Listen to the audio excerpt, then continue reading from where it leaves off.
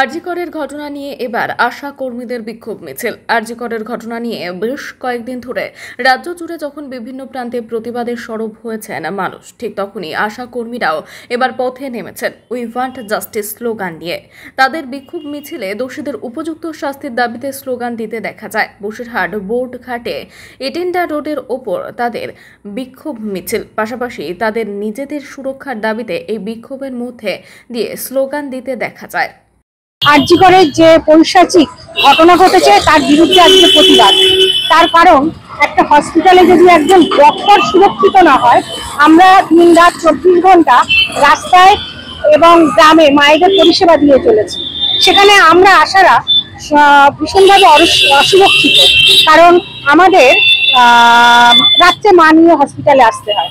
সেখানে আমরা মনে করি যে আমরা ভীষণভাবে অসুরক্ষিত এবং যে ঘটনাটা ঘটেছে সেটা পৈশাচিক। আজ আমরা মানবিকতার দিক দিয়ে, মানসিকতার দিক দিয়ে একজন মানুষ হয়ে, একজন মেয়ে হয়ে, একটা মেয়ের প্রতি যে দুর্বিষহ অত্যাচার ঘটেছে তার প্রতিবাদ স্বরূপ আজ আমরা এই প্রতিবাদ মিছিলে সামিল হয়েছি। সমস্ত বসিরহাট হেলথ ডিস্ট্রিক্টের সমস্ত ব্লকের সমস্ত আশাকর্মী আজকে এখানে সামিল হয়েছি এই প্রতিবাদ মিছিলে। না, আমরা কর্ম করেই কাজ করছি, এই প্রতিবাদ করছি।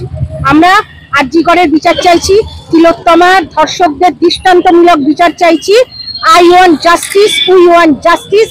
তিলোত্তমার ধর্ষকদের দৃষ্টান্তমূলক শাস্তির বিচার চাই, জাস্টিস ফর আরজিকর। এই প্রতিবাদেই আমরা আজকে নেমেছি। নাম কালিয়া দত্ত।